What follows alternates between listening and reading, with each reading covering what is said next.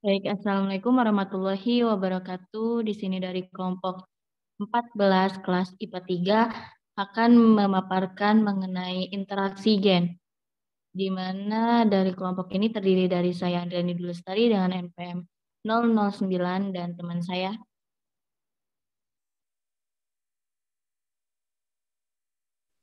Saya Isfaiza dengan NPM 024. Di mana kali ini akan memaparkan mengenai epistasis, hipostasis, dan kelompok komplementer.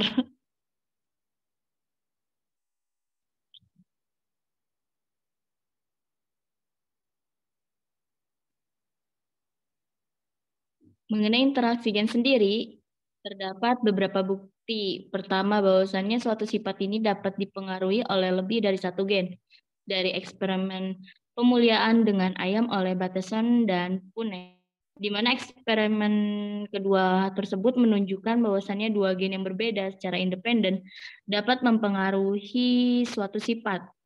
Kombinasi alel yang berbeda dari kedua gen ini menghasilkan fenotip yang berbeda diduga karena interaksi antara kedua produk gen dalam tingkat biokimia atau seluler.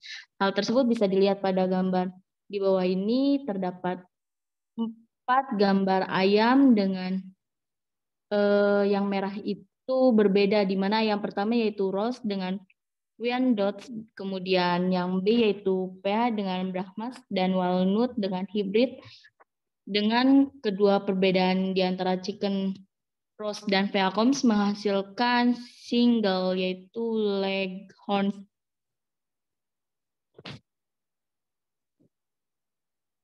Lalu mengenai epistasis dan hipostasis ini, keduanya ini saling berikatan, di mana ketika dua atau lebih gen mempengaruhi suatu sifat, alel dari salah satu dari mereka ini mungkin memiliki efek utama dari fenotipnya.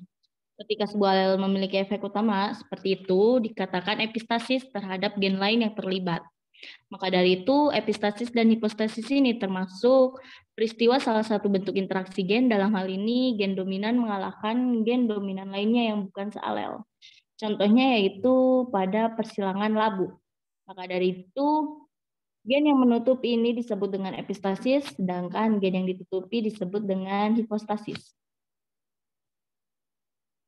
Pada persilangan labu ini, kalian bisa lihat bahwasanya untuk persilangan yang pertama yaitu antara genotip P besar dengan K besar disilang dengan labu hijau yaitu P kecil dengan K kecil menghasilkan persilangan 100% labu putih.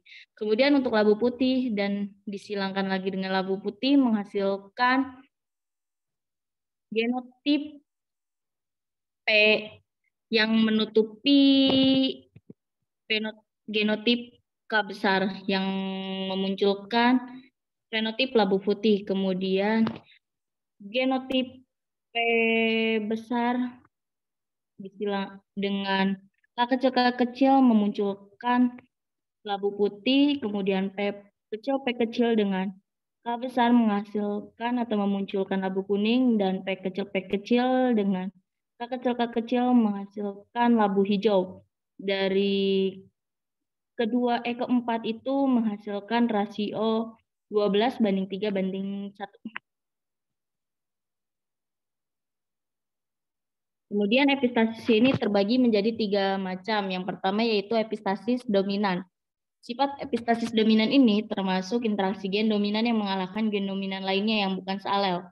Peristiwa tersebut terjadi pada tanaman labu warna putih, kuning, dan hijau yang tadi telah dijelaskan sebelumnya, di mana gen P ini mengkode warna putih, kemudian K mengkode warna kuning, sedangkan tanpa P dan K akan memunculkan warna hijau. Kemudian pada persilangan ini P epistasis terhadap K, yang mana genotip dan fenotip pada epistasis dominan ini untuk P ini epistasis terhadap K, maka dari itu memunculkan labu putih. Kemudian P besar epistasis terhadap K kecil juga akan memunculkan labu putih. Kemudian P kecil dengan K besar akan memunculkan labu kuning, dan K kecil K kecil akan memunculkan labu hijau.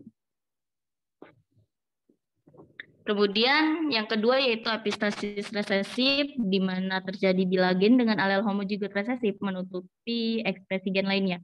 Epistasis tersebut terjadi pada warna rambut tikus, yang mana ditentukan dengan alel A dan A besar dan A kecil, di mana A besar ini dominan terhadap A kecil, dan menghasilkan warna rambut algoiti atau kelabu tua. Bila muncul gen homozigot resesif A kecil, maka rambut tikus ini berwarna hitam. Yang mana kerja gen tersebut dipengaruhi oleh gen pengontrol pigmen warna rambut dari si tikus, yaitu alel H besar dan H kecil. Gen H besar ini menentukan terjadinya pigmentasi warna sehingga gen yang menghasilkan warna tetap bekerja.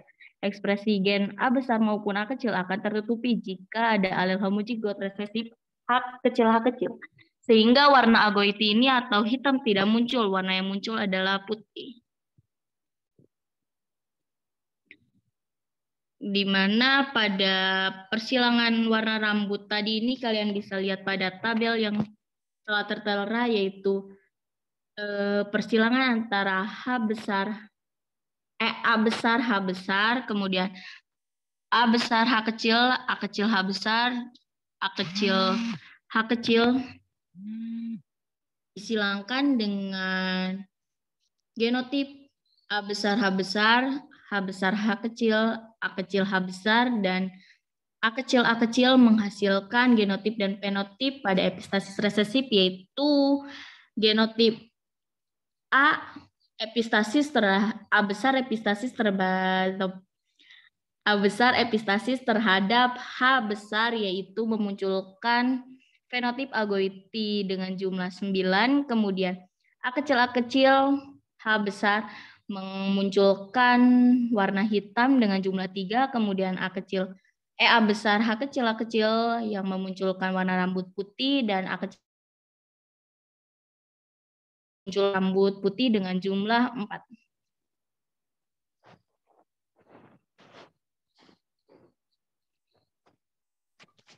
Selanjutnya yaitu epistasis rangkap.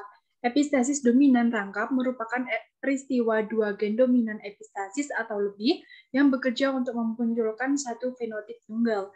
Dalam epistasis dominan rangkap, salah satu gen dominan atau bersama-sama gen dominan lain akan memunculkan satu sifat. Namun, bila tidak ada gen dominan, sifat resesiflah yang muncul. Epistasis dominan rangkap terjadi pada tanaman kantong gembala yang memiliki biji bentuk segitiga, A besar, B besar, dan A kecil, B besar, serta A besar, B kecil, dan bentuk oval, A kecil, B kecil. Nah, rasio fenotip F2 yang akan didapatkan yaitu A besar, B besar, A besar, B besar dalam fenotip segitiga, A besar, B kecil segitiga, A kecil, B besar segitiga dengan jumlah 15, dan A kecil, B kecil, fenotipnya oval dengan jumlah 1.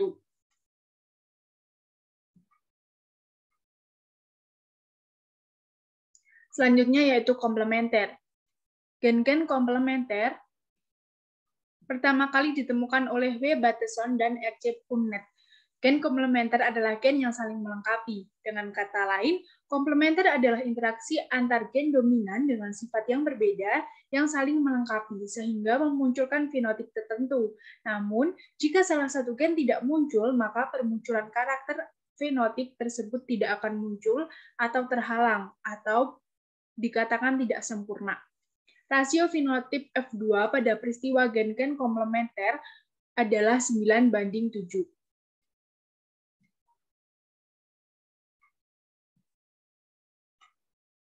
Contoh komplementer dapat ditemukan pada kasus persilangan bunga Lathyrus adaratus yang terdapat dua gen yang saling berinteraksi dalam memunculkan pigmen bunga. Gen tersebut yaitu C besar yang membentuk pigmen warna, C kecil tidak membentuk pigmen warna, P besar membentuk enzim pengaktif, P kecil tidak membentuk enzim pengaktif. Seperti terlihat pada tabel ini, saat gamet C besar, P kecil disilangkan dengan C kecil, B besar, atau C besar, P kecil dengan bunga putih dan C kecil P besar dengan bunga putih juga menghasilkan warna bunga ungu C besar, C kecil, P besar, P kecil. Gametnya C besar, P besar, C besar, P kecil, C kecil, P besar, C kecil, P kecil disilangkan dengan gamet C besar, P besar, C besar, P kecil, C kecil, P besar, dan C kecil, P kecil, maka memunculkan rasio 9 warna ungu dan 7 warna putih. Sekian dari kelompok kami. Apabila ada kesalahan, kami mohon maaf yang tulus-tulusnya. Wassalamualaikum warahmatullahi wabarakatuh. Waalaikumsalam warahmatullahi wabarakatuh.